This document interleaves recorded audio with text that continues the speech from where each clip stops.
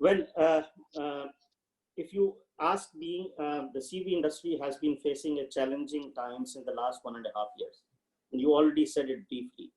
But let me just dwell a little bit deeper into that. The major challenge has been on the demand side. In the last 5 years, the industry almost doubled its size, where in 2018 we had more than 378,000 trucks sold, right?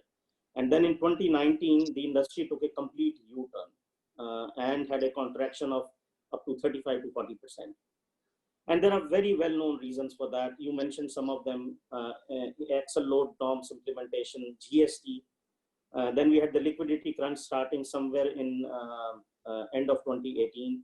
And then when we also saw that the GDP growth, which used to be at a level of 7 to 8%, came down to 4 to 5% in 2019. Right?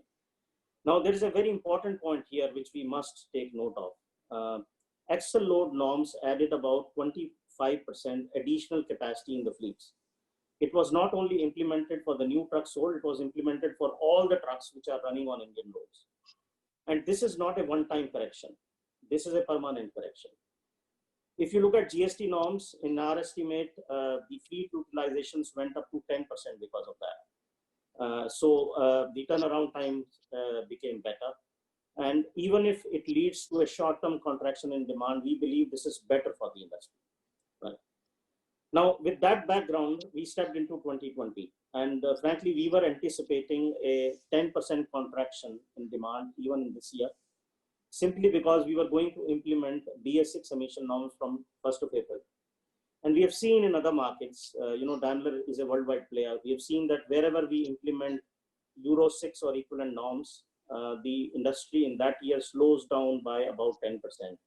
This is also driven by the pre-buy which happens before the switch, right? So the challenge on the demand side is going to be exceptionally high, right? Now, keeping that in mind, what are the 3 areas of focus according to me for the entire industry? And this would be the 3 R's I will talk about. The first one is reboot, right? I think a good part of 2020 will keep us busy to reboot and stabilize our entire value chain. And when I say value chain, I'm talking about 3 aspects. One is on the supply chain or the supply side. The second is the value which we create inside our factories. And the third is on the distribution or on the sales side. So we all have to restart that very safely, maintaining the social distancing protocols, which we all know now, right? Let's keep in mind one more thing. Never ever before it has been shut down so abruptly and restarted like that, right? So the safety of our employees has to be the number 1 priority for all of us, right? And we have to do it for the tier 2s, the tier 3s, and the dealer partners. So everyone has to restart in a very safe manner. We must help our stakeholders when we do that. We must support them. When we look at DICV, we paid entire full salaries for all our staff during the lockdown. We even paid all our contractual employees and the service providers. And I strongly believe that we have to remain socially responsible during this crisis, because the nature of the crisis is like that. The government cannot do everything. We all have to pitch in. So that's the first R, reboot.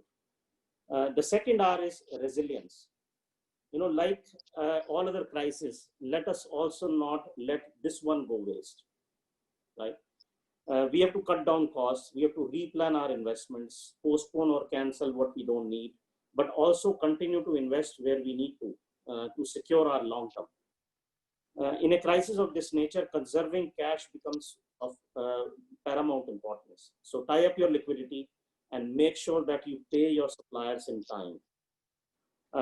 Another important thing will be to bring agility and execution. Why? Because we will all see very different scenarios playing out in front of us right now. So we should be agile to get adjusted to them when they arrive. And the third and the final R is reimagine. What do I mean by that? Well, this crisis is a once in a century event. And events like this leave us with permanent change in the way we live our lives or we do our business. So you can't wait for the crisis to be over to start working on that. It is important to imagine right now what will change and start working on that. How will it impact us? What needs to be done to embrace this change? You know, I get reminded of what Charles Darwin had once said. It's not the smartest or the most intelligent who survive. It's always the one who are the most adaptable to change. So these are the three things which I would suggest that everyone focuses on in a crisis of this nature.